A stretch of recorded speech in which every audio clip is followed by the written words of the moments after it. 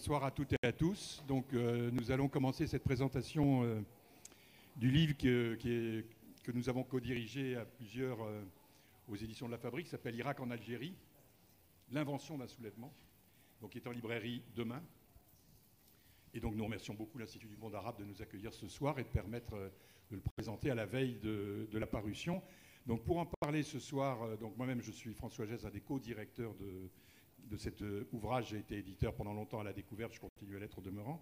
Et je suis aussi, parce que c'est une initiative de l'association Algeria Watch, qui a été créée en 1997 pour dénoncer les violations des droits humains en Algérie, et qui fonctionne jusqu'à ce jour avec un site internet particulièrement nourri et visité. Et c'est cette association, les membres de cette association qui ont eu l'idée, j'y reviendrai tout à l'heure, de faire ce bouquin. Et donc, avec nous ce soir, José Garçon, qui est journaliste, qui a été très longtemps à Libération pour suivre en particulier l'actualité algérienne qu'elle connaît donc depuis très longtemps, des décennies. Voilà. Habib Souaïdia, qui a été officier dans l'armée algérienne au début des années 90 et qui ensuite est venu ici pour dénoncer les horreurs dont il avait été témoin, ce qu'il a fait dans un livre que nous avons publié à la Découverte qui s'appelle La sale guerre. Et depuis lors, il continue à suivre l'actualité algérienne de très près, et notamment, c'est là-dessus qu'il interviendra tout à l'heure, ce qui se passe au niveau des sommets des appareils militaires du pays.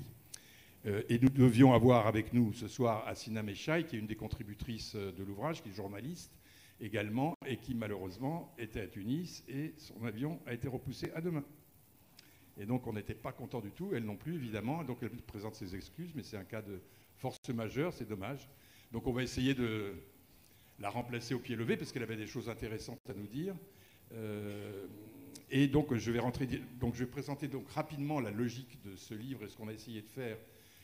La petite équipe donc des 4 qui a co-dirigé, c'est-à-dire Rafik Lebjaoui, Salima Mella, Omar Mendera et moi-même, qui avons contacté donc des auteurs aussi bien de ce côté de la Méditerranée qu'en Algérie, et en privilégiant du côté algérien ceux qui ont été des acteurs et qui sont impliqués dans le mouvement, dans le Hirak.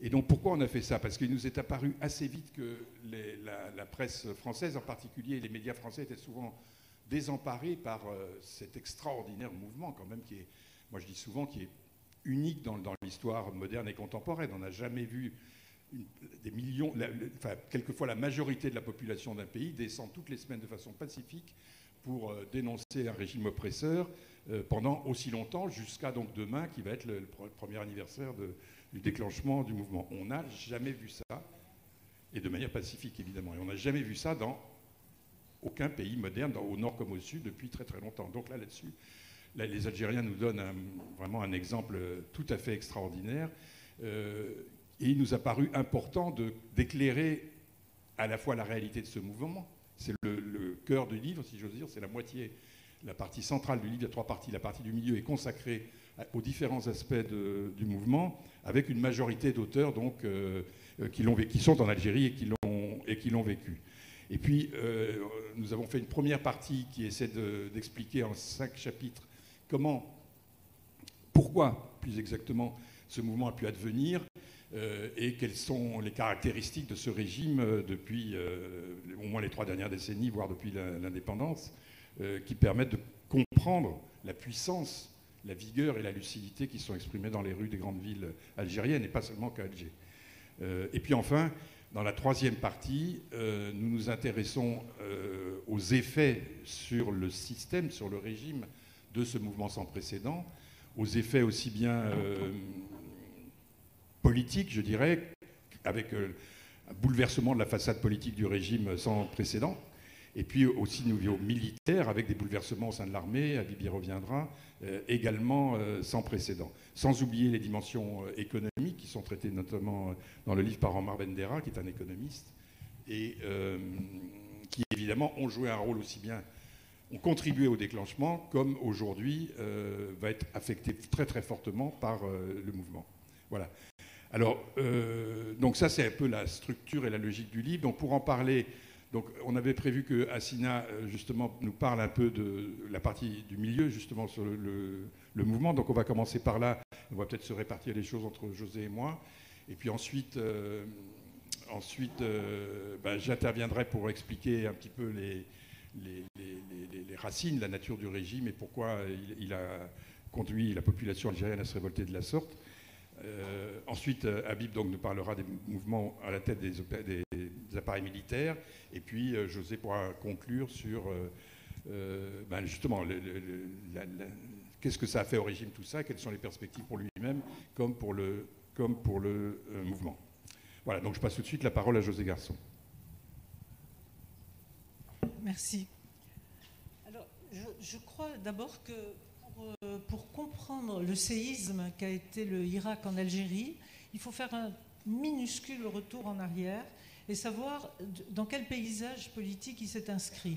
Alors, il faut savoir que depuis les émeutes d'octobre 88, donc nous sommes très loin, depuis la guerre civile, le mécontentement en Algérie a toujours été très fort contre ce pouvoir très corrompu, très autoritaire, dont l'incurie est assez légendaire.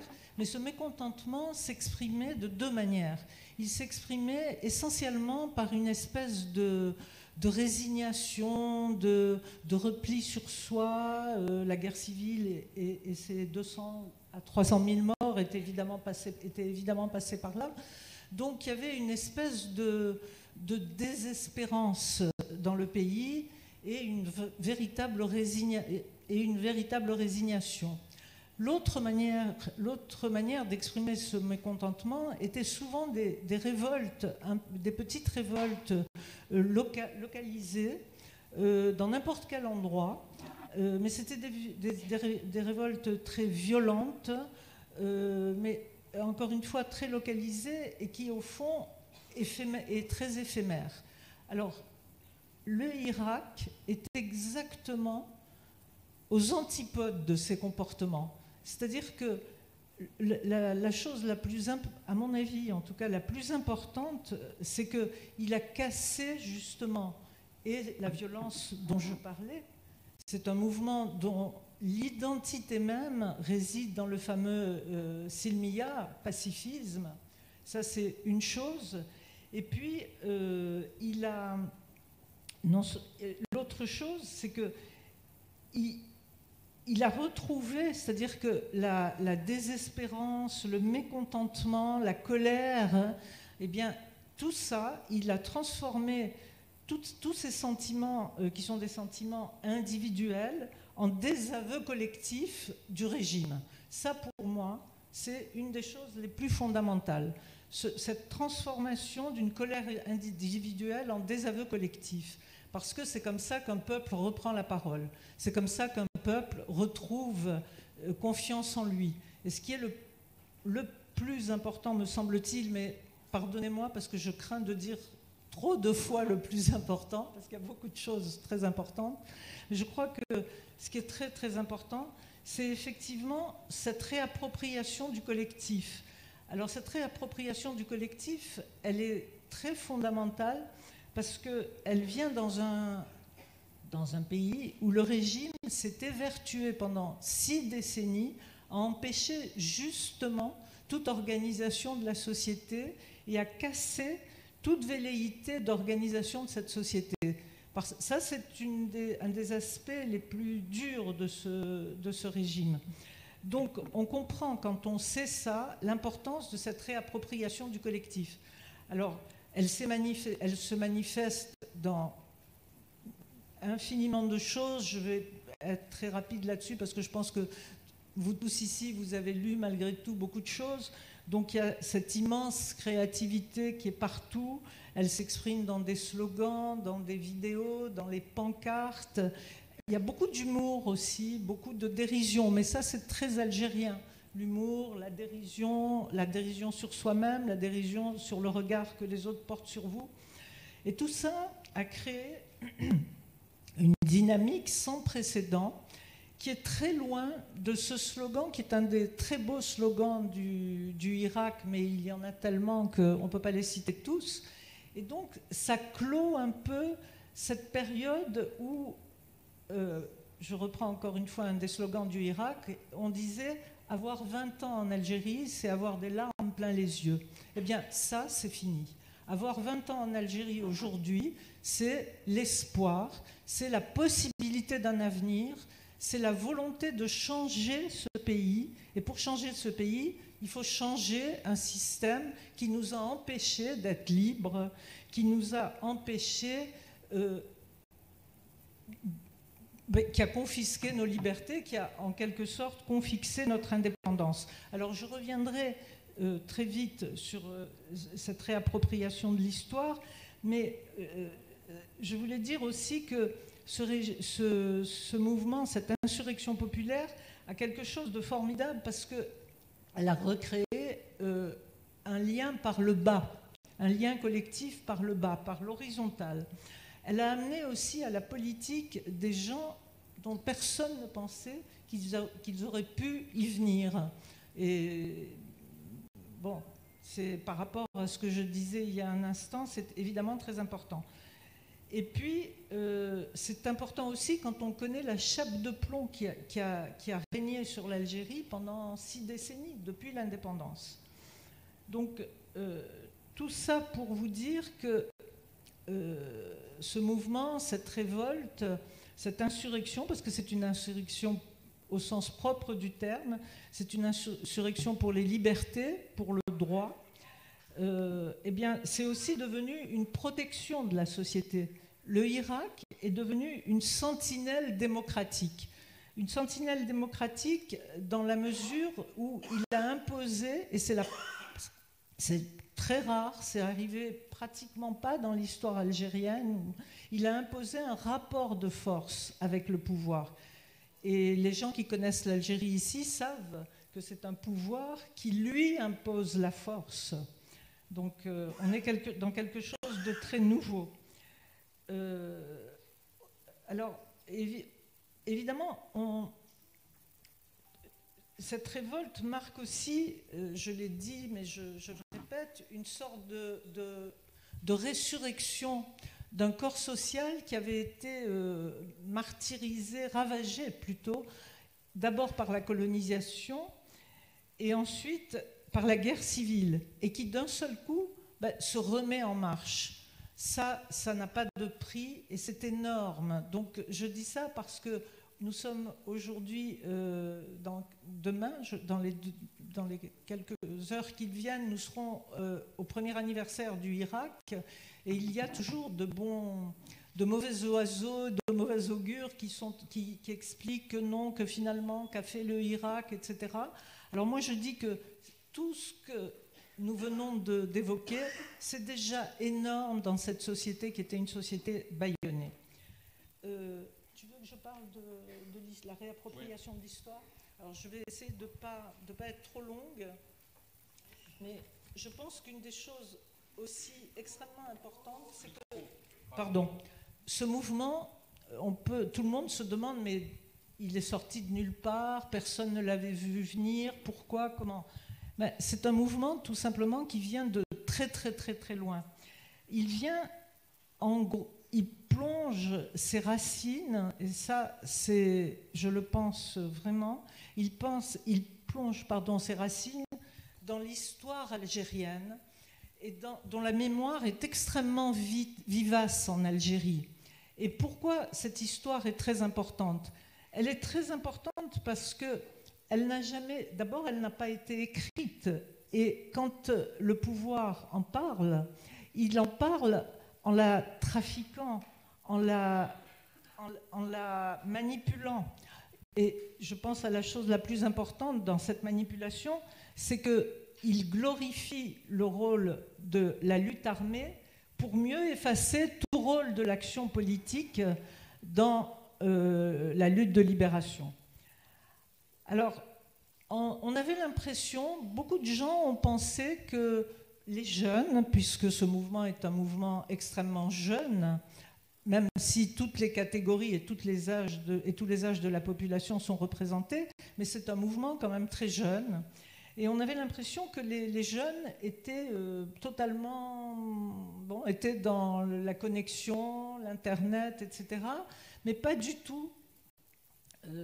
pas du tout en lien avec le passé. Eh bien, c'est une erreur fondamentale, parce que je crois que les consciences et les imaginaires ont été imprégnés par toutes les frustrations que les parents ont racontées aux enfants, les frustrations de cette indépendance confisquée.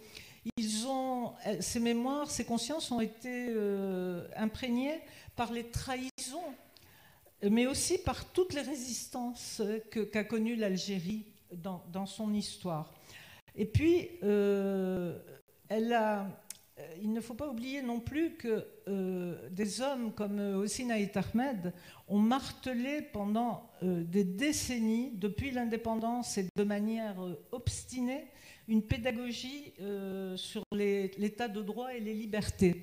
Et que tout ça a laissé des traces, encore une fois, dans les imaginaires.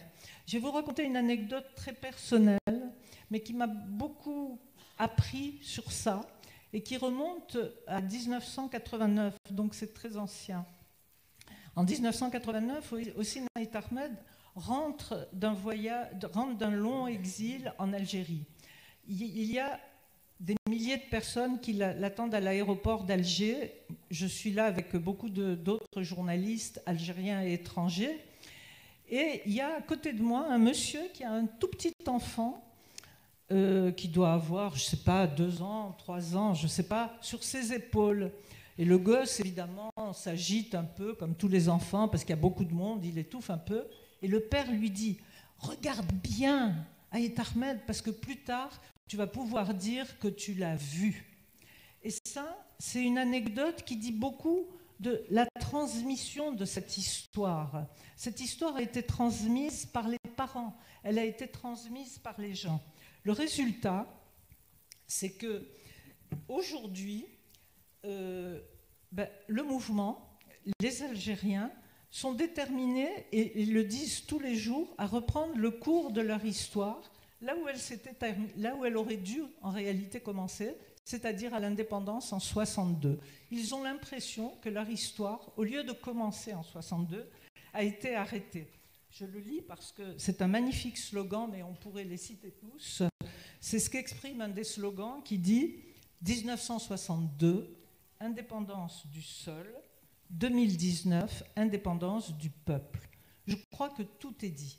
Alors, rapidement, comment ça s'exprime ? Eh bien, ça s'exprime par des portraits partout, dans tous les cortèges, des vrais entre guillemets, bien sûr, des vrais héros de la Révolution, et pas de tous ceux qu'on a essayé de présenter comme des héros de la Révolution. Je ne vais pas tous les citer ici, mais il y a Ben Mehdi, il y a Ali Lapointe, enfin, il y a Aban Ramdan, qui est fondamental parce qu'il a été assassiné, et que ça s'est transmis aussi. C'est une transmission intergénérationnelle. Donc Aban Ramdan, qui a été assassiné par ses frères d'armes en 1957 parce qu'il avait théorisé en pleine guerre de libération la nécessité du politique il avait théorisé le fait que le politique devait passer avant le militaire. Ça ne lui a pas été pardonné. Donc on se réapproprie et on écoute toutes ces leçons. C'est-à-dire que ces leçons du passé sont les leçons avec lesquelles le Irak avance aujourd'hui. Il y a une chose aussi que je trouve très significative à ce sujet, c'est qu'il y a une coïncidence de dates assez extraordinaire qui fait que beaucoup de dates très importantes de l'histoire de l'Algérie indépendante ou de la post-indépendance, ont coïncidé avec des vendredis. Alors je ne vais pas vous les citer tous, mais la coïncidence de ces dates a fait qu'à chaque fois qu'un vendredi tombait à une de ces dates, ça a régénéré le Irak. C'était comme c'est une régénérescence du Irak. Donc, et la dernière chose que je voudrais dire, mais on pourrait en parler parce que je pense que c'est une des choses décisives, mais la dernière chose que je voudrais dire sur cette réappropriation de l'histoire, c'est qu'elle est très subversive en fait. Pourquoi elle est très subversive ? Parce que une des chansons phares de la révolution, de l'insurrection, c'est Libérer l'Algérie. Je ne sais pas si vous imaginez ce que veut dire en 2020, en 2019-2020, de dire libérer l'Algérie dans un pays qui a arraché son indépendance à la France il y a 60 ans. Donc, en disant libérer l'Algérie, elle compare de fait, l'insurrection compare de fait le pouvoir actuel à l'ancien colonisateur. Et ça, c'est briser un tabou qui est absolument décisif en Algérie. C'est un tabou redoutable pour le pouvoir, parce que c'est en se revendiquant de cette lutte de libération, en se revendiquant d'une légitimité historique qu'il n'a jamais eue, que le pouvoir a réussi à verrouiller toute la société, toute critique. Parce que critiquer le pouvoir, c'était en gros critiquer l'indépendance. C'est ce pouvoir martelé. Et donc ça, c'est terminé. Aujourd'hui, le Irak a réussi une espèce de curieuse inversion de rôle.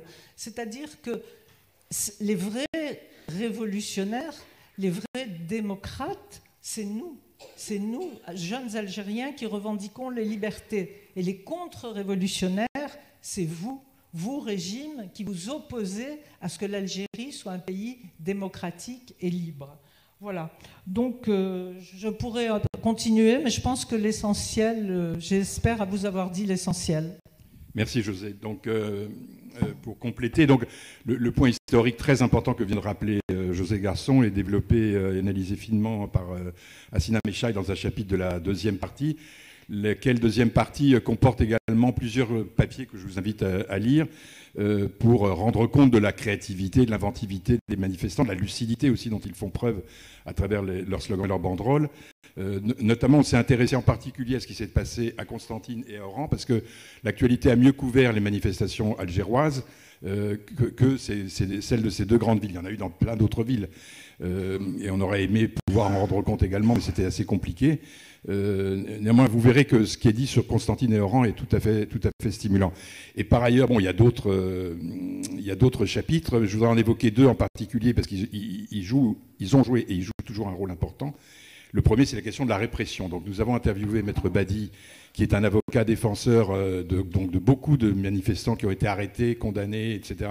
Et qui, avec les collectifs d'avocats qui sont constitués pour défendre les victimes de la répression, a joué un rôle très très important. Et son analyse est intéressante parce qu'il explique pourquoi finalement, d'une certaine façon, l'ampleur de la mobilisation pacifique, d'abord à Alger puis dans les autres villes, de février 2019 a été telle que le régime a été pris au dépourvu, tout simplement, et que ses méthodes habituelles de répression ne fonctionnaient plus. Donc il a fait preuve d'une certaine réserve, ce qui n'a pas empêché, surtout à partir du mois de mai-juin, la multiplication des arrestations.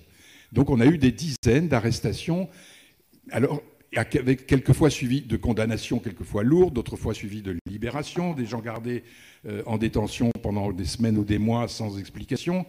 Et donc lui, il explique qu'en fait, ça a l'air quelque chose d'un peu incohérent finalement comme méthode d'encadrement des mobilisations populaires qui elles-mêmes pourtant sont ultra pacifiques et résistent à toutes les provocations, j'y reviendrai.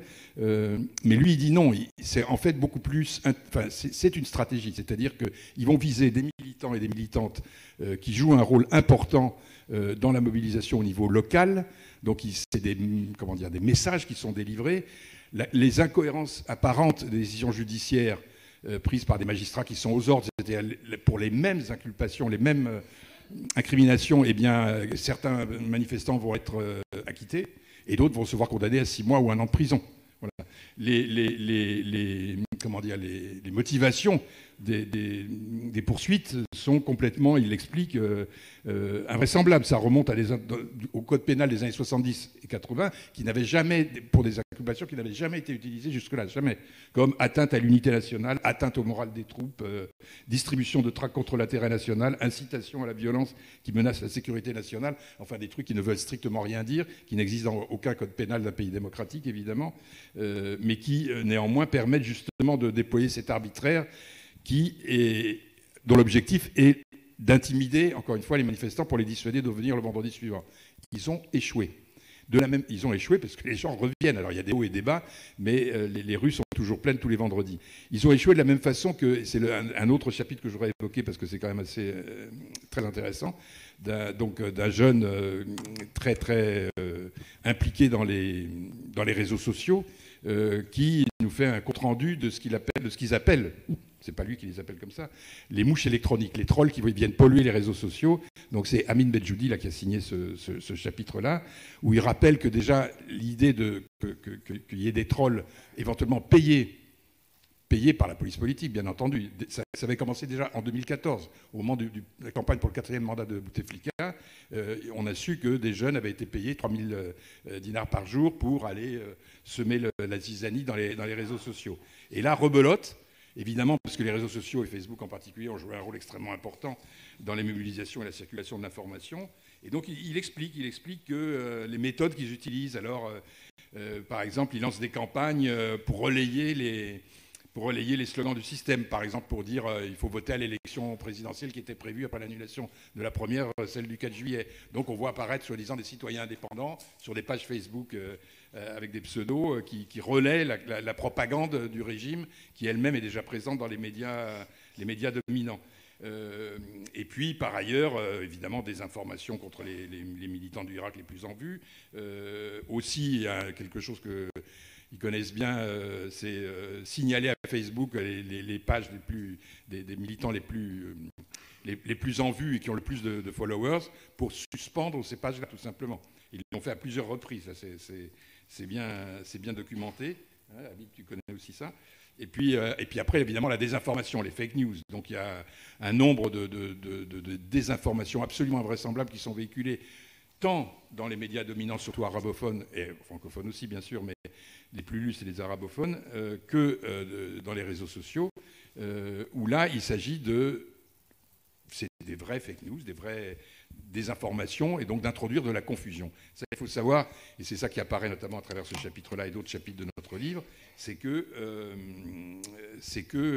l'entretien de la confusion, la multiplication des informations contradictoires est un des outils qui a été de longue date utilisé par le régime pour asseoir sa domination.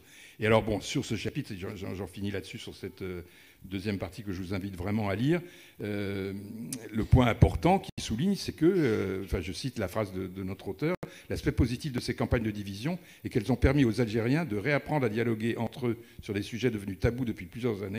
Ces débats ont même renforcé l'engagement des manifestants. Donc ils ont échoué sur toute la ligne. Donc ça, c'est quand même extrêmement encourageant de voir que pendant... Alors, donc justement, je vais revenir là maintenant, comme moi j'ai écrit ça dans un chapitre de la première partie sur les outils, les méthodes utilisées par le régime pour asseoir sa domination depuis longtemps. Et le contrôle de l'information et de la désinformation est absolument central.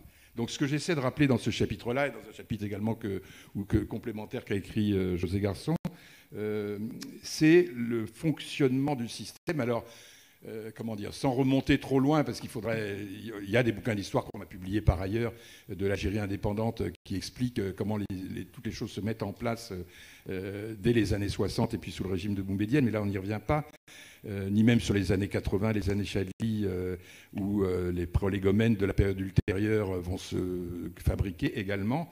Mais là, après les années de la sale guerre, après on y reviendra sur la violence absolument atroce qui a été déchaînée par le coup d'État de janvier 92, puis la guerre contre les civils qui a suivi et qui a duré pendant presque une petite dizaine d'années, disons. Ce qui se met en place à partir de l'élection d'Abdelaziz Bouteflika en 99, son premier mandat, c'est vraiment une solidification, si j'ose dire, une concrétisation, un durcissement de tous les outils qui avaient été utilisés auparavant pour asseoir le pouvoir du régime. Et ça commence par la fabrication, c'était d'ailleurs la première mission qui avait été confiée par les généraux, les vrais décideurs, les chefs de l'armée et de la police politique à Bouteflika, qui consiste à construire une façade civile qui puisse faire illusion, je dirais, au niveau de l'opinion internationale, puisque à l'époque, ces généraux, qui étaient des criminels de guerre, qui venaient de commettre des crimes absolument terribles, voire des criminels contre l'humanité, redoutaient que les mobilisations internationales d'organisations de défense des droits de l'homme en particulier, puissent arriver à des mises en cause de la communauté internationale, voire de certains gouvernements. On n'a été pas loin à deux doigts que ça arrive à la fin des années 90 et au début des années 2000. Donc le rôle de Bouteflika, c'est d'empêcher ça, d'utiliser son entre-gens d'ancien ministre des Affaires étrangères de l'Algérie indépendante pour construire, moi, ce que j'ai appelé une Algérie Potemkine. Alors elle était déjà en place, bien entendu, mais son gouvernement, les médias qui vont autour, tous les cercles, tous ceux qui cachent les vrais décideurs, c'est-à-dire les chefs de l'état-major et les chefs du DRS de la police politique, cette Algérie Potemkine, on va faire comme si c'était un vrai champ de débat démocratique, de discussion. Il y a des partis politiques, il y a le pluralisme, il y a une presse qui soi-disant est indépendante, etc. Tout ça est absolument Potemkine, ça fait allusion au village Potemkine qu'on présentait à Catherine de Russie à la fin du 19e siècle en Russie pour cacher la misère réelle. On faisait des villages Potemkine, quand elle passait, il y avait des façades pimpantes, etc. Et bien là, le système politique, entre guillemets, de l'Algérie des années 2000 jusqu'à aujourd'hui, en vérité, c'est l'équivalent. Alors, les outils qui sont utilisés pour faire fonctionner cette imposture, je ne sais pas comment la qualifier, c'est d'une part, le premier qui a été utilisé, c'est l'auto-amnistie, c'est l'effacement des crimes. C'est-à-dire très vite, il y a eu une série de dispositions jusqu'à la loi de 2005 sur la Charte pour la paix et la réconciliation nationale qui dit qu'on n'a plus le droit d'incriminer les responsables de crimes pendant les années 90, qu'il s'agisse de militaires, de membres des forces de sécurité ou de membres des groupes armés se réclamant de l'islam et qui ont été aussi, évidemment, qui ont commis des horreurs absolument épouvantables contre la population civile. Et donc cela, on n'a plus le droit d'en parler, et même si on en parle, on risque des condamnations très très lourdes. Donc il faut saluer au passage l'admirable courage des familles de disparus, les mères de disparus en particulier, qui jusqu'à ce jour ont continué à manifester, à faire entendre leur voix pour réclamer justement la reconnaissance que leurs fils réapparaissent ou alors qu'on reconnaisse leur mort et pour dénoncer les responsables de leur disparition forcée. Alors ça, c'était le premier volet qui a occupé les premières années, je dirais, des mandats Bouteflika, puisqu'il va y en avoir 4. Un autre volet, c'est très important, c'est l'entretien ce qu'on a appelé un terrorisme résiduel. C'était les mots du pouvoir, n'est-ce pas?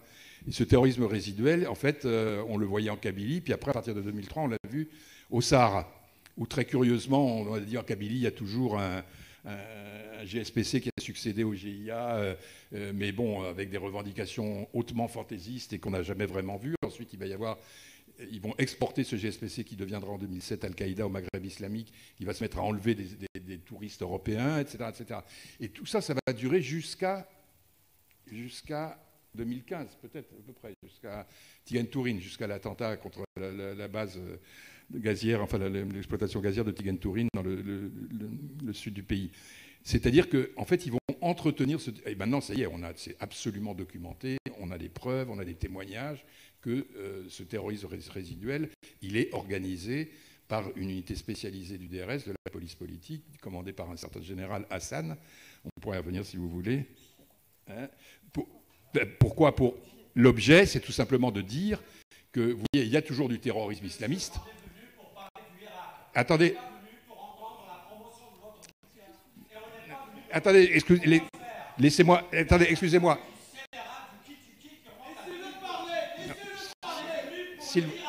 Mais non, mais s'il vous plaît. Non, mais on passera la parole, monsieur. Mais d'accord, très bien, il n'y a pas de problème. Vous parlez, chacun pourra parler à la fin. Le vrai sujet, s'il vous plaît, monsieur. J'évoque. Attendez, s'il vous plaît. Laissez-moi continuer, s'il vous plaît. Si j'évoque, s'il vous plaît. Mais ça va, monsieur, s'il vous plaît. Ça suffit. Taisez-vous, s'il vous plaît. Ça suffit. C'est insupportable.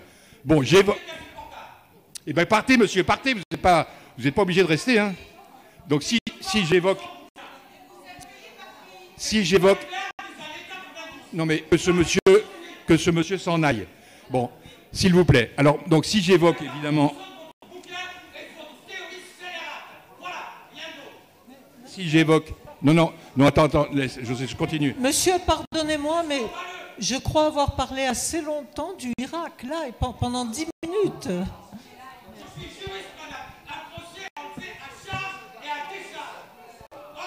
Monsieur, non mais attendez, vous n'avez pas le droit de vous comporter comme ça, c'est tout à fait indigne, c'est d'une impolitesse. Bon, donc je continue. J'explique ce qu'est... J'explique... Non, attendez, s'il vous plaît. J'explique ce... Ah, s'il vous plaît, laissez-moi continuer. Non, mais laissez-moi continuer. Laissez-moi continuer. Donc, j'explique ce qu'est ce régime, parce que c'est la clé pour comprendre la nature du mouvement qui s'est déclenché en février 2019. Voilà. Donc, je continue. Parmi les outils, donc, il y a le terrorisme résiduel, je l'ai évoqué, la désinformation, la manipulation des médias. Bien sûr, les médias ont le droit de s'exprimer sur tous les sujets qui ne fâchent pas, mais ils sont tous contrôlés, tous, absolument. La désinformation consiste à dénigrer, comme vient de le faire ce monsieur, les personnes qui disent la vérité. Et maintenant, on sait qui a inventé la fable du... On sait qui a inventé la fable du qui tue qui. On connaît même... Mais non, c'est... Bon, bref. Ensuite, pour donner d'autres exemples, justement, du mode de fonctionnement que le Irak va mettre en cause de façon radicale, c'est la manipulation des groupes d'opposition, donc à commencer, bien entendu, par les partis politiques. Il n'y a aucun parti politique qui représente une véritable opposition, même ceux qui se disent totalement hostiles au régime. Les syndicats autonomes qui sont apparus dans les années 2000 pour encadrer les mobilisations ouvrières et des salariés de la fonction publique très importantes qui se sont mobilisées, ils ont été systématiquement infiltrés et clonés. On a aussi documenté ça avec les amis, les syndicalistes autonomes d'Algérie, avec qui on a beaucoup travaillé. Et donc ces techniques-là de clonage, par exemple, sont tout à fait classiques. Et donc toutes ces techniques-là, donc elles sont détaillées dans les articles, donc encore une fois, de la première partie. J'insiste pas plus dessus. Toutes ces techniques-là, elles vont être utilisées par la police politique et par les vrais décideurs, qui sont les généraux, les chefs de l'état-major, au moment du Irak, justement, pour essayer de le contrer. Le clonage, la désinformation, les fake news, etc., etc.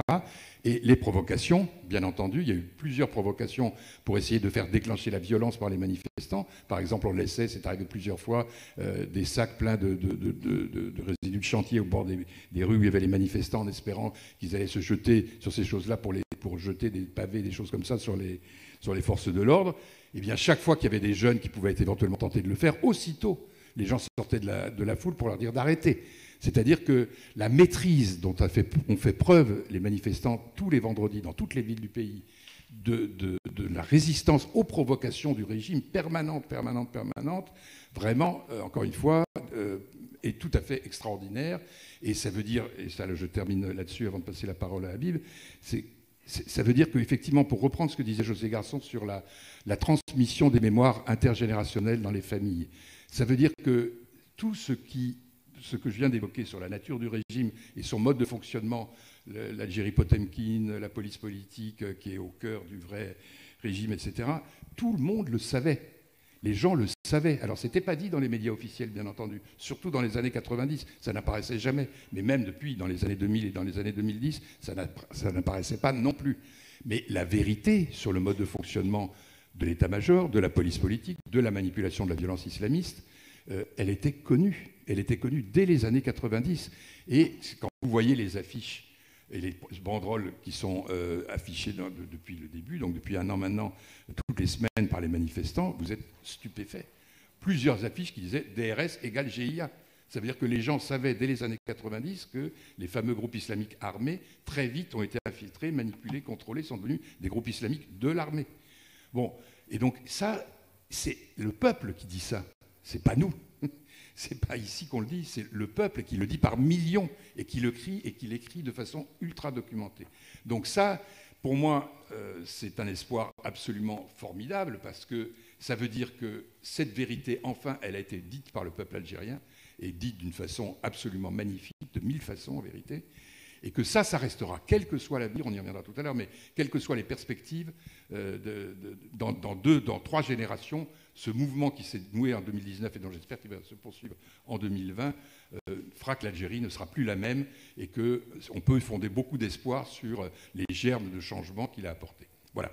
Donc maintenant, je passe la parole à Habib Souaïdia pour qu'il nous parle un peu de... Je voudrais juste ajouter quelque chose, mais vraiment d'une seconde, pardon Habib, tu vas me pardonner, je suis sûre. C'est que sur la maturité dont parlait François, elle ne vient pas de nulle part. Je pense que le Irak a tiré beaucoup la leçon. Les Algériens, qui sont très connectés maintenant, ont tiré la leçon de toutes des révoltes arabes qui ont sombré dans la violence. Ça, c'est d'une part. D'autre part, ils ont aussi tiré la leçon de la guerre civile. Et donc, ils ne veulent... D'où cette... obsession du pacifisme, c'est-à-dire nous sommes non-violents. Et ils font tout, les contestataires font tout pour que cette non-violence, mais quoi qu'il arrive, demeure. C'est cet exemple que je voulais donner. Dès qu'il y a la moindre provocation policière ou pas policière, peu importe, il y a des groupes qui s'interposent entre les provocateurs et les gens. C'est une obsession d'un mouvement pacifique, parce que c'est la seule manière de changer les choses en Algérie, et l'obsession d'un mouvement civilisé. Et ça, c'est une grande revendication. Nous sommes un mouvement civilisé. Voilà. Pardon, Habib. Je t'en prie. Voilà, je vais parler de l'armée, du DRS. C'est possible de parler ou c'est pas possible, je sors. Ok.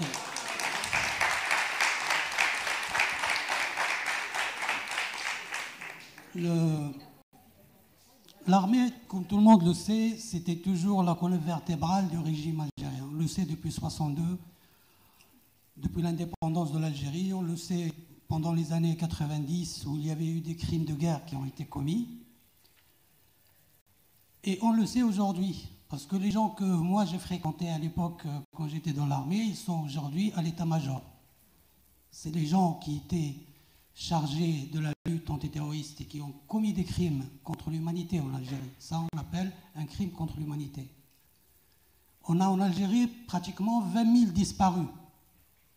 On a à peu près 200 000, pour ne pas aller plus loin, 200 000 vies disparues comme ça. On les a tuées. Mais le drame algérien, le premier drame algérien, c'est les 20 000 disparus.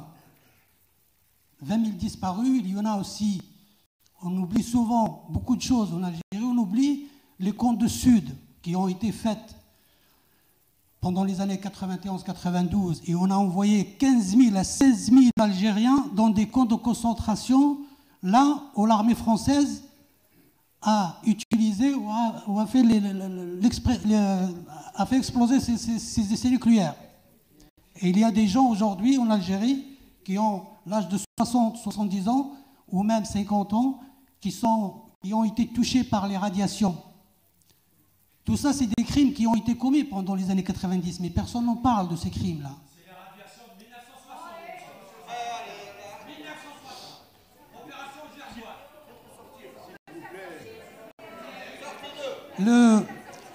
Les camps de concentration, monsieur, ont été ouverts en 1991. Attendez, monsieur. En 1991, il y avait des camps de concentration en Algérie. Et en Algérie, actuellement, oui, trois. Un à Lemgel, un à Oued Namous et l'autre dans un autre endroit, enfin, dans le désert. Et ces trois camps, c'est là où la France a fait les essais nucléaires en Algérie, en 60 ou en 61. Voilà, nous sommes d'accord sur cette date. Ok, il n'y a pas de souci. Je parle des crimes qui ont été commis par l'armée algérienne. C'est des crimes contre l'humanité qui ont été commis par l'armée algérienne et par les services de renseignement algériens. Et ces crimes, ils sont impunis. D'ailleurs, Bouteflika est arrivé au pouvoir en 1999. Il n'a pas été élu. C'est les généraux qui l'ont amené. C'est-à-dire, vous êtes face à un régime qui a une façade civile. La façade civile est tombée le 22 février 2019.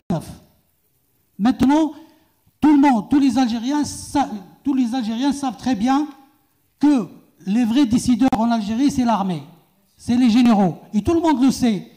Avant, on essaye de nous dire le contraire. Ici en France, on publie des articles et on envoie des intellectuels pour parler de la démocratie en Algérie, alors qu'il n'y avait pas de démocratie en Algérie. La plupart des partis politiques, que ce soit islamistes, démocrates ou laïcs, ils ont été créés par le DRS. Et ils étaient contrôlés par le DRS. Et tout le monde le sait, ça, c'est une vérité. On le dit. Moi, personnellement, ça fait 20 ans que je dis ça. 20 ans que je dénonce la fausse démocratie en Algérie, jusqu'au 22 février. Et au 22 février, le peuple a compris, au fait. Ce n'est pas moi qui lui a inculqué ça. Ils ont compris par eux-mêmes parce qu'ils vivent au quotidien en Algérie. Ils voient la corruption instaurée par l'impunité des bouteflika et des généraux. Vous êtes d'accord là-dessus? Mais vous n'êtes pas d'accord sur les crimes.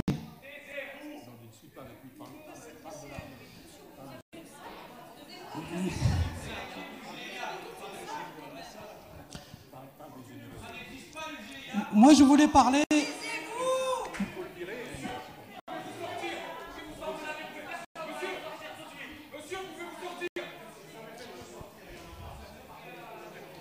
Moi, je voudrais parler de l'évolution de l'institution militaire depuis à peu près l'arrivée depuis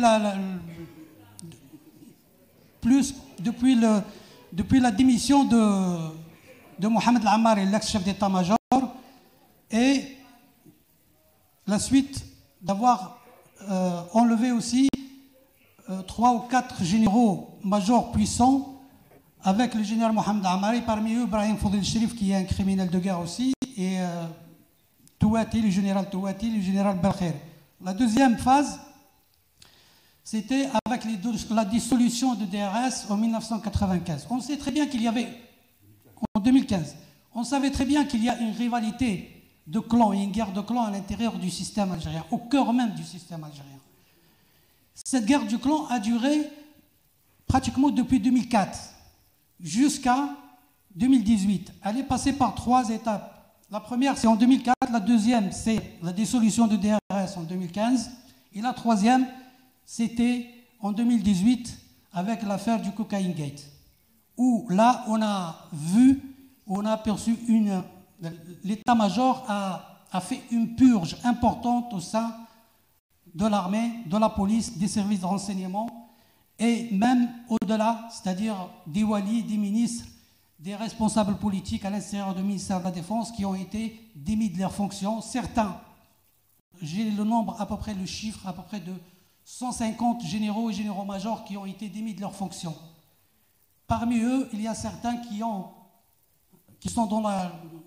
été mis en prison, à la prison militaire de Blida. Certains, par exemple, comme le général Moulay, commandant de la garde présidentielle, l'ex-garde, général-major garde de la garde républicaine, le commandant de la 4e région militaire, le commandant de la 1e région militaire, et bien sûr d'autres. On est arrivé même à désigner, même au sein de la DGSE, la Direction générale de la Sûreté nationale, d'autres à la place de général-major Hamel qui a été démis de ses fonctions, il est en prison. C'est-à-dire, le nombre des généraux qui ont été démis de leurs fonctions, ils arrivent à peu près, avec les généraux et les officiers supérieurs, colonels et lieutenants-colonels, ils sont à peu près à 150 personnes.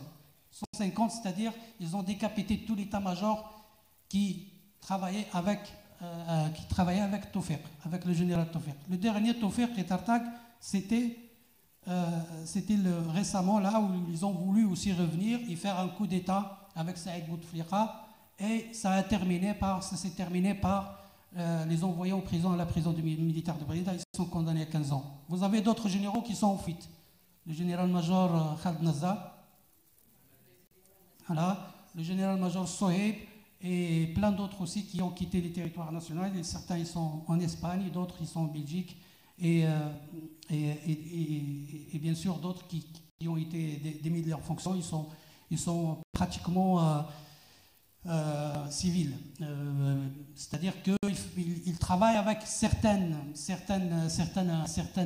cercles d'influence, parce qu'on n'oublie pas que pendant 25 ans, depuis le coup d'État de janvier 92, le DRS était très puissant. Il avait ses réseaux à l'intérieur de la société en Algérie, dans la presse, dans les partis politiques, dans l'administration, dans d'autres organismes de l'État. Et il y avait effectivement des gens qui sont aujourd'hui en Algérie et qui travaillent avec d'autres cercles d'influence pour essayer d'influencer même sur le Hirak ou sur le régime ou sur d'autres événements. Donc, on est face à un groupe de personnes qui, depuis l'affaire Tigenturine, parce que moi je considère que l'affaire Tigenturine est une affaire menée où la responsabilité d'ailleurs revient au général Tawfiq et au DRS, et c'est pour cela que le DRS a été dissoute. C'est l'une des causes, parmi les causes, le Tigenturine et l'AVC de président Bouteflika en 2013. Et puis, ça a continué avec le temps jusqu'à l'explosion de l'affaire du Cocaine Gate, où on a vu le chef de la sécurité de la police algérienne mis sous verrou avec d'autres généraux-majors, commandant de la 4e région militaire, le commandant de la 1e région militaire, et c'est des postes importants. Au même moment, dans cette période où il y avait la rivalité, cette rivalité entre les groupes d'influence à l'intérieur, Gaïd Salah a mis ses hommes. Certains, à une certaine époque, m'ont posé la question pourquoi il n'y a pas à l'intérieur de l'armée des généraux qui peuvent mener un coup d'État. Mais le nettoyage a été fait entre 93 et 95. L'état-major, Gaïd Salah et son état-major, ils étaient tout puissants. Ils étaient même plus puissants que le président de la République. 2015. Ils étaient même très puissants. En 2015, déjà, l'état-major était plus puissant que la présidence de la République. Et à partir de ce moment, la guerre a commencé, une petite guerre entre eux a commencé entre l'état-major et la présidence de la République. S'ensuit alors, vous vous souvenez très bien, les coups de feu à Zeralda, certains généraux qui ont été démis de leurs fonctions, d'autres qui ont été envoyés à la prison, des officiers qui ont payé pour Il y a toute une histoire et les gens ont tendance à oublier tout ce qui s'est passé avant d'arriver à 2019. Donc cette rivalité a fait que l'état-major actuel qu'on voit actuellement, et même d'ailleurs la nomination de Chingreha était prévue depuis sa nomination comme commandant des forces terrestres. C'était prévu que c'était lui qui devenait le chef d'état-major et non pas Ali Ben Ali qui est plus gradé que lui. On l'a tous vu, c'est Chingreha qui était lui, Omar Tlemceni qui est actuellement commandant des forces terrestres, Thamnia qui est commandant de la 5e région militaire, Alaimia qui est commandant de la 4e région militaire, et bien sûr d'autres généraux. C'est-à-dire que l'état-major, Bouteflika est parti, mais le régime il est resté intact. C'est pratiquement la plupart, c'est des officiers qui ont, pendant les années 90, d'ailleurs Chingreha c'était mon chef direct, donc j'étais avec lui dans la même unité. Quand je l'ai cité en 2001, beaucoup de gens me disaient vous êtes fous, c'est pas possible, c'est pas vrai ce que vous faites. Aujourd'hui, il est à l'état-major avec tous les noms qui ont été cités dans la sale guerre. Ils sont aujourd'hui les commandants de l'armée algérienne. Et ils sont tous responsables des crimes qui ont été commis. Les crimes de guerre des années 90, ces gens recevaient leurs ordres directement du général-major Khaled Nazar, et du général-major Mohamed Lamar et du général Tawfiq. Ces gens, on les connaît. Le problème, c'est que pendant toutes ces années, on parlait dans le vide, jusqu'à 2019. Et à 2019, le peuple a compris. Les Algériens ont compris, tout le monde a compris ce qui s'est passé. C'est que l'armée algérienne, c'est lui qui détenait le pouvoir depuis 1962 jusqu'à nos jours. Quand Bouteflika est parti, c'est Gaïd Salah qui lui a dit de partir. Même Bouteflika voulait rester et son frère voulait comploter pour rester. Et c'est l'état-major qui lui a dit de partir. En 2017, c'était arrivé aussi avec Zerwal. On a commencé à lui en 1997, oui. Zerwal aussi a été démis de ses fonctions. Il a été poussé vers la sortie. Tout le monde le disait. Moi, en premier, Hussein Aït Ahmed ou même François ou beaucoup d'autres militaires disaient que les massacres de Batalha et de Reis, c'est le fait de la guerre des clans qui se déroulait entre l'état-major et la présidence de la République. Heureusement que nous ne sommes pas aujourd'hui, en 2020, en 2019, dans cette optique-là. Mais en 1997, les massacres de Bata al-Hara et Sébni Messou sont pleins à Alger. Pratiquement dans la périphérie d'Alger, il y a eu des massacres et l'armée a laissé faire. Je vais vous donner juste un exemple. Depuis un certain moment, depuis la dissolution du DRS, ça c'est je pense une conviction, on n'entend plus les explosions et les bombes. Le DRS est dissous, le terrorisme pratiquement en Algérie a disparu. La plupart des gens qu'on tue actuellement en Algérie, ils sont pratiquement les gens, ils seront avec des enfants et des femmes qui étaient dans les maquis. Il y a des enfants qui sont nés, qui avaient l'âge, peut-être, il est né en 2010-2015, il a 15 ans aujourd'hui. Il descend du maquis, il n'a pas connu la société algérienne, comment elle est. C'est-à-dire qu'il y a des gens qui sont nés dans les maquis aujourd'hui, qui ne savent pas c'est quoi l'Algérie, ni c'est quoi le droit, ni c'est quoi l'armée, ni rien du tout. C'est-à-dire qu'on est rentré dans une phase aujourd'hui où ce n'est plus possible de massacrer ou de manipuler le terroriste ou de manipuler des groupes terroristes. Le peuple algérien, il a pris conscience, il sait très bien que le pacifisme, c'est devenu sa langue. Il parle pacifique. Même quand il voit dans la rue, depuis 2019, quand il voit dans la rue des gens qui se battent, ils essayent de séparer les gens, de réconcilier les uns avec les autres. Et c'est quelque chose de positif pour les Algériens. Celui qui vient de Tizi Ouzou, il part à Tlemcen pour soutenir une fille ou un garçon qui a été arrêté à Tlemcen par la police, c'est pareil dans l'autre sens. C'est-à-dire que nous avons un grand peuple. On l'a vu depuis une année. Un grand peuple, il est énorme. Ce qui est petit, effectivement, c'est ce que j'ai toujours dit, c'est que nous avons un tout petit pouvoir. Il ne mérite pas de commander ce peuple.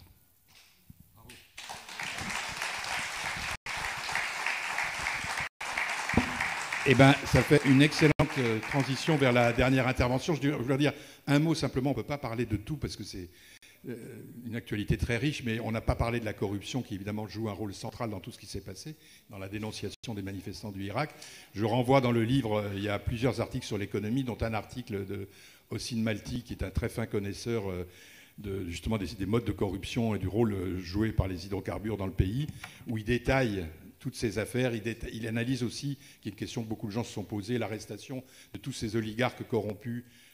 Qu'est-ce que ça veut dire, quoi? Jusqu'où ils veulent vraiment éradiquer la corruption ou pas? Alors tout ça est très très bien documenté, de la même façon que Omar Bendera, dans ses articles sur l'économie algérienne, montre les enjeux pour les années qui viennent, y compris de ces fragilités économiques absolument considérables qui peuvent aussi menacer l'embryon démocratique de mobilisation qui s'est fait jour grâce à ce mouvement formidable. Et sur ce, justement, comme je passe la parole donc à José pour qu'elle nous parle un peu de aujourd'hui, enfin, quel bilan peut-on tirer au bout d'un an en ce qui concerne la nature du régime qui est toujours là et quelle perspective peut avoir le mouvement?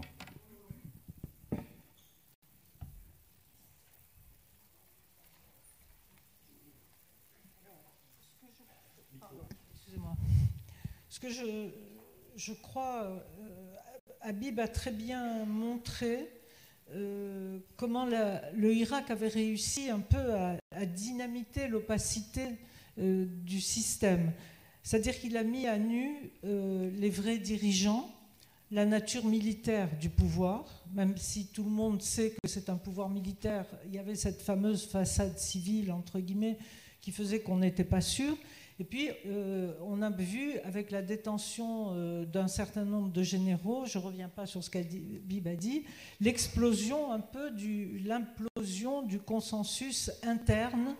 Et ce consensus interne au sein du pouvoir qui avait malgré tout permis au pouvoir de se perpétuer. Qu'est-ce qu'il en est aujourd'hui avec ce pouvoir qui... En gros, maintenant, il n'y a plus de tergiversation. Quand des centaines de milliers d'Algériens crient dans les cortèges État civil et pas militaire, ben voilà, tout est dit. Ce n'est pas la peine de décliner plus. Tout est dit avec ça. Que se passe-t-il aujourd'hui? Le régime, je pense que l'état-major peut considérer que le pire est derrière lui. Le pire est derrière lui, pourquoi? Parce qu'il a réussi à imposer son calendrier électoral. Il a réussi à installer un président de la République pour éviter le fameux vide institutionnel, et que ce vide institutionnel obligeait l'armée à être au premier plan. Donc maintenant, les militaires vont pouvoir retourner dans cette ombre, dans l'ombre qu'ils aiment tant. Donc, effectivement, le pouvoir peut penser qu'il a une respiration. En tout cas, il a gagné du temps, et c'est vrai que ce pouvoir, depuis 1962, a toujours ce réflexe. Dans les crises, il faut avant tout gagner du temps. Je pense aussi qu'il entend utiliser l'aggravation des crises libyennes et de la crise au Sahel pour redynamiser un peu ses soutiens extérieurs. Je ne pense pas que l'Algérie ait beaucoup, hélas d'ailleurs, de prise sur la Libye, et surtout elle ne pèse pas très lourd face à la Russie et face à la Turquie, mais c'est vrai qu'on voit bien quand on lit la presse algérienne, on voit bien quand on lit le Moudjahid, etc., comment on entend réutiliser ça pour faire oublier le Irak d'une certaine manière. Il y a aussi une dimension interne très importante dans cette volonté d'instrumentaliser la Libye et le Sahel. C'est que c'est vrai que la crise en Libye est telle qu'il y a de quoi inquiéter l'Algérie, comme il y a de quoi inquiéter tout le monde. Mais c'est vrai que l'emphase et la répétitivité avec laquelle les officiels répètent et insistent sur les menaces venues de Libye sont un message très clair aux Algériens. C'est en gros, la patrie est en danger, il faut ressouder les rangs autour de l'armée et au nom de l'unité nationale. Et donc, tout le reste doit venir après. Alors ça, c'est la vision des décideurs. Est-ce que ça veut dire que ces petits points qu'ils pensent avoir marqués ont réglé la crise? Alors, je crois pas du tout. Pas du tout, pas du tout, pas du tout. D'abord, il y a une chose qui est évidente, c'est que les Algériens, je crois que François l'a dit, même s'il y a des aléas de la mobilisation, il y a un peu plus, un peu moins, mais ça fait 1 an qu'ils sont dans la rue, et ça fait 1 an qu'ils répètent la même chose. On veut nos droits et nos libertés. Point. C'est une revendication qui me paraît extrêmement claire. Pourquoi la crise n'est pas jugulée? Parce que le divorce entre le régime et la société est tout à fait consommé. Et que même si le nouveau chef de l'État multiplie les effets d'annonce, multiplie les promesses, ne peut pas faire un discours sans parler du Irak béni, il l'appelle le Irak béni, tout ça ne se traduit pas dans les faits. Et ça ne se traduit pas, en tout cas, en actions concrètes, et ça ne se traduit pas, en ouverture concrète. Donc il est peu probable, je crois, que la population qui se bat et qui reprend espoir depuis 1 an s'accommode de ce qu'on lui présente comme un changement et qui n'est rien d'autre qu'en fait une alternance clanique. Donc je crois que c'est une grave erreur de penser, et c'est une grave erreur de la part du pouvoir algérien, mais ce serait aussi une grave erreur de la part des partenaires étrangers de l'Algérie de penser que la crise est derrière lui. Encore une fois, le Irak ça n'est pas un parti politique. C'est une protestation de masse à l'échelle nationale. Et c'est une protestation de masse qui, encore une fois, pardon de me répéter, mais revendique des droits et des libertés. Ça, c'est une exigence, une revendication absolument fondamentale et qui ne va pas disparaître. Même si, pour une raison ou une autre, le Irak décidait de ne plus manifester, ça n'est absolument pas à l'ordre du jour, mais imaginons ce réveil de la société, cette réappropriation de son avenir. Ce que j'ai oublié de dire tout à l'heure, c'est que le retour sur le passé dont je parlais, ça n'est pas pour le retour sur l'histoire, pardon, ça n'est pas pour ressasser le passé, c'est pour se donner un avenir, c'est pour que plus jamais des crises non réglées, une falsification empêche l'Algérie d'être libre. Et donc, je crois que toutes ces petites victoires du Irak, c'est-à-dire des victoires qui sont les victoires du peuple algérien, de s'être remis en marche, de cette société qui s'est remise en marche, ça c'est irréversible, ça ne va pas s'arrêter. Il peut y avoir beaucoup de manipulations, beaucoup de tout ce qu'on veut, ça ne va pas s'arrêter.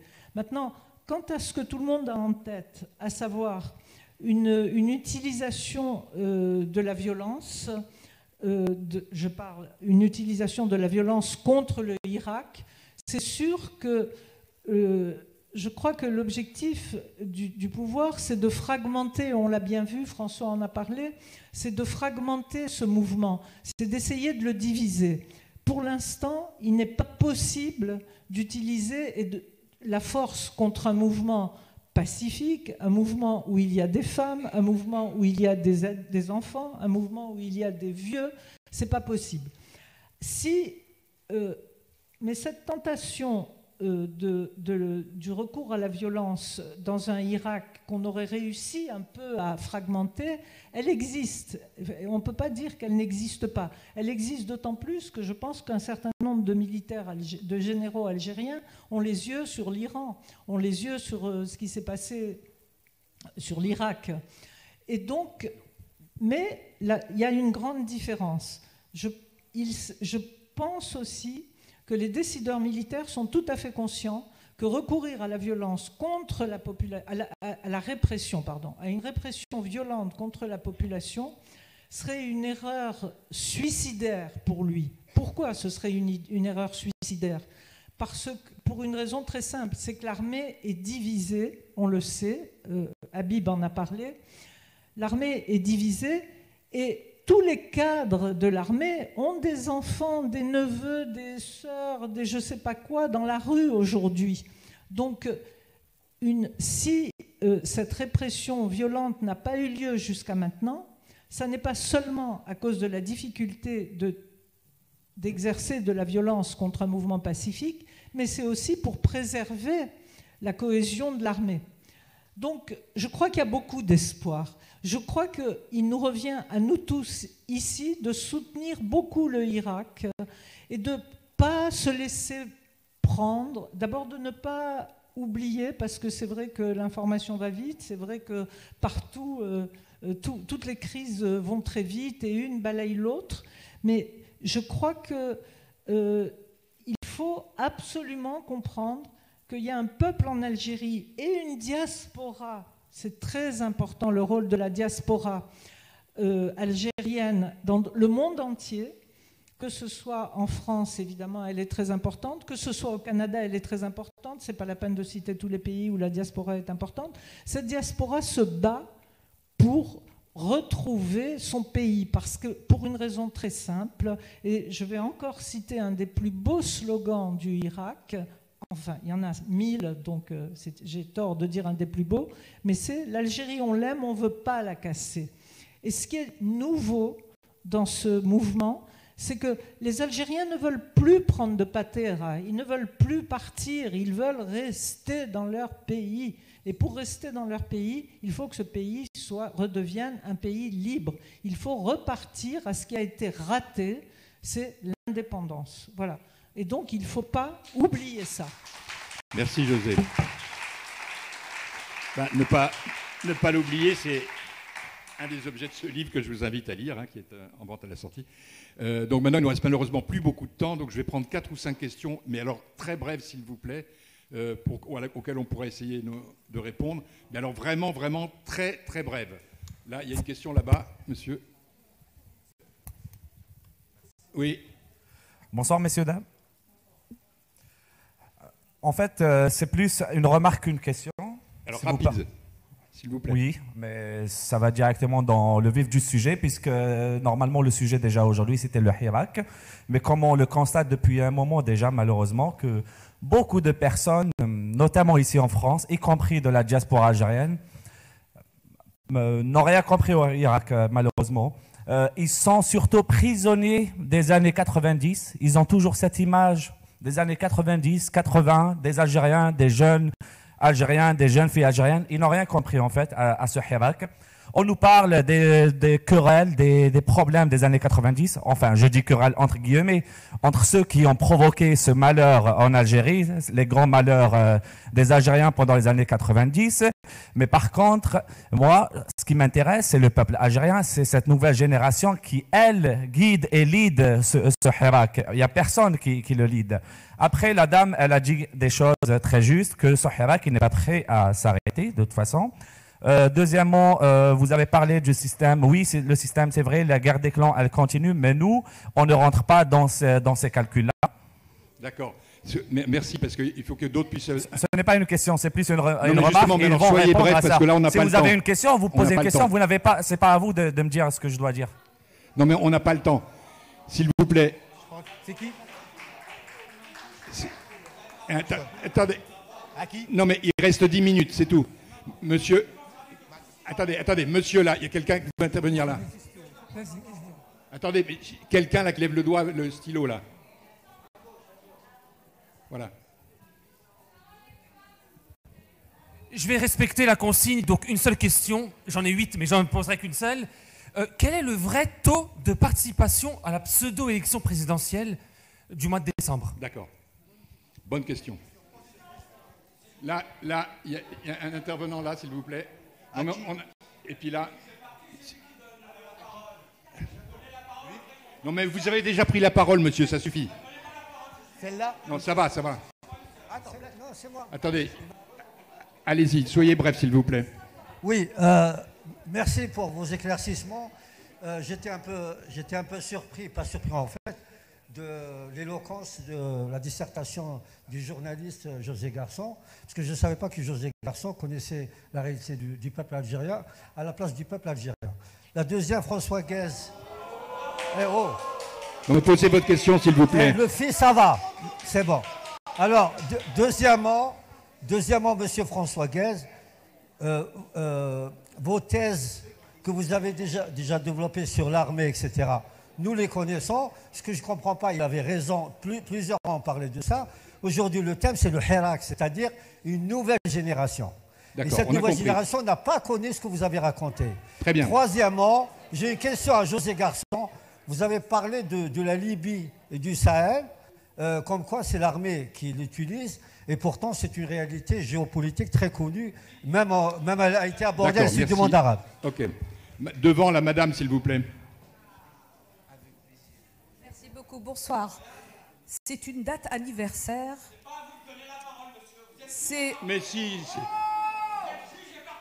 Absolument. C'est très bien comme ça. S'il vous plaît, laissez parler madame. C'est donc... S'il vous plaît, monsieur, nous soufflons la première bougie de l'an 1 du Hirak. Moi, je voudrais, à cette occasion, mesdames et messieurs, rendre un vibrant hommage au peuple algérien qui a enfin retrouvé sa dignité et sa liberté de parole. Je voudrais également rendre hommage aux femmes. Et si le Hirak résiste encore aujourd'hui, c'est grâce aux femmes et aux enfants, et surtout aux femmes qui mobilisent maris, enfants, et toutes les générations présentes sur le terrain. Quant à José Garçon, je suis journaliste et on se connaît. José Garçon a des capacités d'analyse très objectives et on s'est rencontrés plusieurs fois sur le terrain en Algérie à l'époque. Voilà.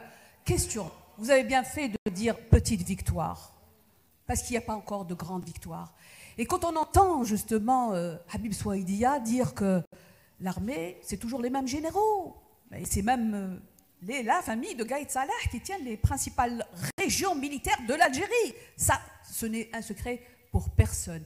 Ce n'est pas un secret aujourd'hui, on le sait. Mais quand on a entendu ça, on a l'impression que rien ne changera, même si la résistance va se poursuivre. Est-ce que finalement le Hirak va transformer, va rompre avec ce système, va faire tomber le régime? Et quand je dis faire tomber le régime, c'est faire tomber l'armée. L'armée qui est à l'origine de tous nos maux. D'accord. Laissez-moi parler, monsieur. Laissez-moi parler. Non, mais il est insupportable. Vous me laissez parler, s'il vous plaît. On vous a payé pour dire ça aujourd'hui, on vous connaît. Oui, voilà. Alors, merci, est-ce madame. que c'est une Madame José Garçon, monsieur François Gèze, est-ce qu'on est dans une utopie, même si on sait que les utopies sont le moteur de l'histoire de l'humanité? Merci. Une dernière question là-bas, s'il vous plaît, et après, on arrête. Non, on est obligé d'arrêter après. Une dernière question là-bas. Non, mais on n'a pas le temps, il nous reste... Mais dans 5 minutes, on doit partir, je suis désolé. Bonsoir, merci beaucoup. C'était une super présentation. Petite question, s'il vous plaît. J'aurais aimé savoir comment faire. Et pensez-vous que le blackout total sur la situation algérienne des médias français va-t-il s'arrêter ou pas du tout? Ou comment faire pour relancer un peu, les réveiller pour qu'ils puissent parler un peu de ce qui se passe en Algérie? Parce que tout est caché. À chaque fois, dès qu'il y a un article sur la situation algérienne, on présente des photos falsifiées. On va présenter des photos où il y a 3 personnes, alors qu'il y a des millions de personnes qui manifestent dans la rue pacifiquement. Sur France 24, on va présenter des images de violence, alors que c'est un mouvement pacifique. Comment faire pour réveiller les médias français en France? Avez-vous des idées? Ça, c'est une bonne question. Bon, là, on est obligé d'arrêter, je suis désolé, parce que dans 3 minutes, on doit libérer la salle. Je suis désolé, s'il vous plaît. Donc, mais c'est... Oh, mais ça vous en... Vous arrêtez de parasiter le débat, s'il vous plaît. Donc, non mais mettez-le dehors. Il est insupportable. S'il vous plaît. Donc, je vais passer... C'est ça, c'est scandaleux. Alors, un mot pour répondre à la question précise sur le taux probable des élections. Je pense que c'était à peu près 10% des électeurs qui ont voté et qu'il y a eu 90% d'abstention et que M. Tebboune est un président complètement fantoche. Je passe un mot à José en conclusion parce qu'on est obligé... de...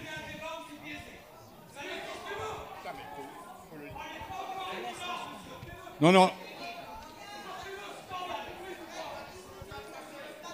Bon, je pense qu'on va arrêter dans ces cas-là. Vous avez réussi votre truc, monsieur, vous êtes un provocateur. En tout cas, je voudrais juste répondre à quelque chose qui me paraît fondamental, et la question a été posée là, c'est est-ce que c'est une utopie de croire que l'Algérie va redevenir un jour libre et démocratique? Moi, je crois que la seule réponse...